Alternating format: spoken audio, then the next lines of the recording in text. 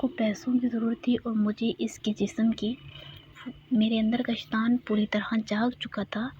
جب میں کمرے میں اس کے پیچھے داخل ہوا، وہ برقع پہن رہی تھی۔ مجھے اس کا ماجرا دیکھتے ہوئے مسلسل 10 دن تھا۔ کیا غضب کی نئی چیز ہیرا منڈی میں آئی تھی! اس کا نام بلبل تھا۔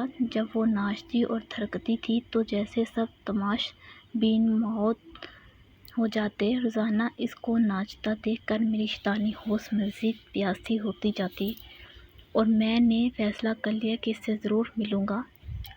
میں ہر وقت پر اسے حاصل کرنا چاہتا تھا۔ اس دن ماجرا کے دوران میں بجھی سی دکھائی دے رہی تھی۔ اس کے ناچ میں وہ روانی بھی نہیں تھی، لیکن مجھے اس سے ملنا تھا، بات کرنی تھی اور معاملات طے کرنے تھے۔ ماجرے نے اختتام پہ سب تماش بین چلے گئے تو میں بھی اٹھ کر وہ کوٹھے کی ملکن میں اپنے نائکا کے ساتھ کسی بات پر الجھ رہی تھی۔ دروازے کے تھوڑا سا قریب ہوا تو میں نے سنا کہ وہ اس سے رو کر کچھ مزید رقم کا مطالبہ کر رہی تھی، مگر نائکا اس کو دھتکار رہی تھی کہ آخر میں غصے میں وہ بڑبڑا کر اگلے دن وقت پہ آنے کا کہہ کر وہاں سے بڑبڑاتی ہوئی نکل گئی۔ بلبل کو پیسوں کی اشد ضرورت ہے، یہ جان کے میرے اندر خوشی کی ایک لہر دوڑ گئی۔ چہرے پر شیطانی مسکراہٹ پھیل گئی کہ وہ ضرورت پوری کرنے کے لیے اس کے ساتھ جو چاہے کر سکتا ہوں۔ میں اس کی جانب بڑھا۔ اس کا چہرہ دوسری طرف تھا اور وہ برقع پہن رہی تھی۔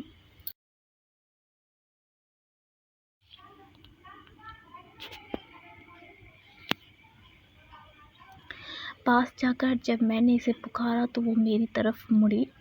اس کا چہرہ آنسوؤں سے تر اور برف کی مانند ایسے سفید تھا جیسے اس نے اس کا سارا خون نکال لیا ہو۔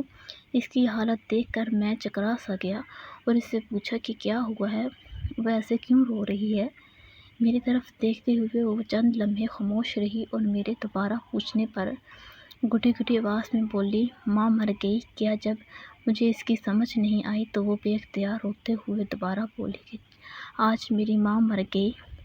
اس جواب سے جیسے میرے منہ کو تالا لگ گیا۔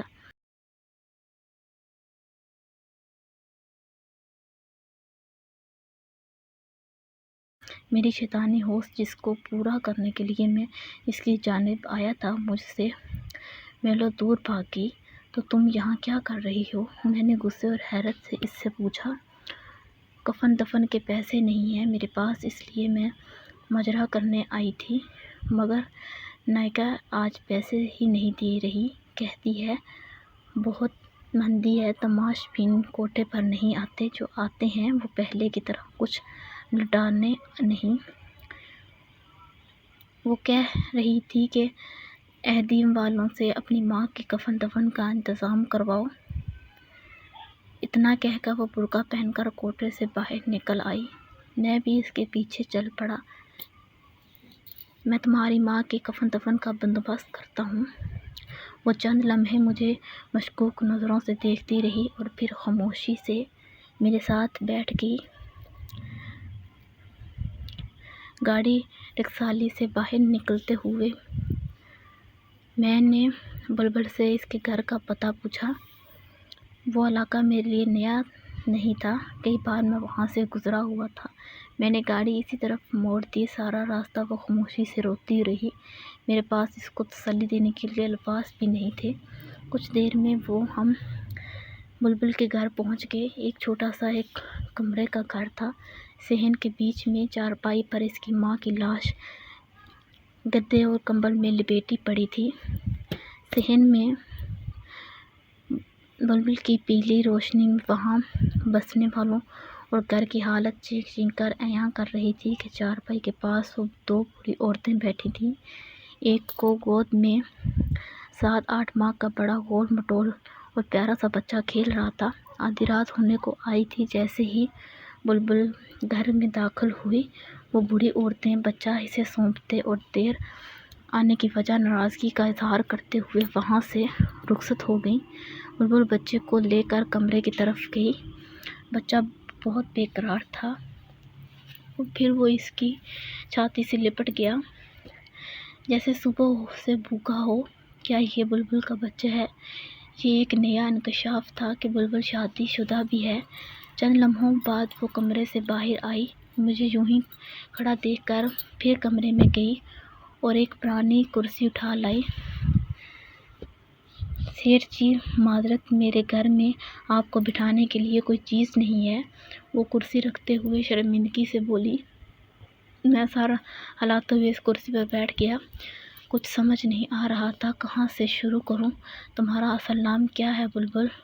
بآخر میں نے اس سے پوچھا۔ وہ چپ رہی، شاید بتانا نہیں چاہ رہی تھی۔ افشاں، میرے دوبارہ پوچھنے پر اس نے آہستہ سے کہا، بہت افسوس ہوا تمہاری ماں کی وفات کا۔ وہ خاموش رہی۔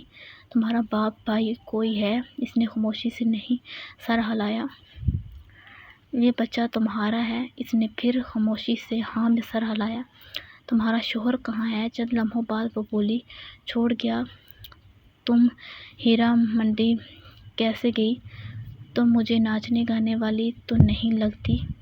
اب وہ نظریں اٹھا کر مجھے دیکھتے ہوئے بولی، سیٹھ جی قسمت وہاں لے گئی، گھر میں کوئی مرد نہیں تھا، ایک بیمار ماں اور بچے کی ذمہ داری تھی، کہیں اور کام نہیں ملا تو نہ چاہتے ہوئے بھی مجبوراً یہ راستہ اختیار کرنا پڑا۔ کچھ عرصے تک نائکا نے ناچ گانا سکھایا اور پھر دھندے پر بیٹھا دیا۔ وہ مجھے ماجرا کرنے کے روزانہ 200 روپے دیتی اور ساتھ میں تماش بینوں کا بچہ کھینچا کھانا جو میں گھر لا کے اپنی ماں کو کھلاتی ہوں اور خود بھی کھاتی ہوں۔ برقعے میں آتی جاتی ہوں جس سے محلے میں کسی کو پتہ نہیں چلتا اور ایک بھرم قائم ہے۔ سیٹھ جی، ایسی کتنی ہی بے سہارا غمگان لڑکیاں معاشی حالات کے ہاتھوں مجبور ہو کر ان کوٹھوں پر ناچتی ہیں۔ آپ لوگوں کو کیا پتہ وہ کتنی مجبور ہو کر یہ قدم اٹھاتی ہیں۔ کوئی لڑکی وہ کتنی مجبور ہو کر یہ قدم اٹھاتی ہے۔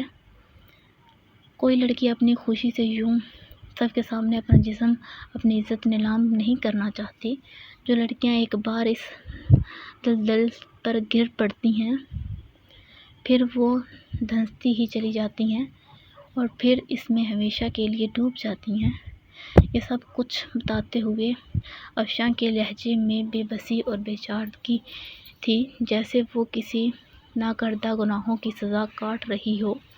میں کچھ دیر اس کے چہرے کو دیکھتا رہا، پھر برس سے چند نوٹ نکالے اور اس کے ہاتھ میں تھماتے ہوئے بولا، کل اپنی ماں کی تنقید کروا لینا اور بچے کے لیے کچھ خوراک اور گھر کے لیے راشن پانی لے لینا۔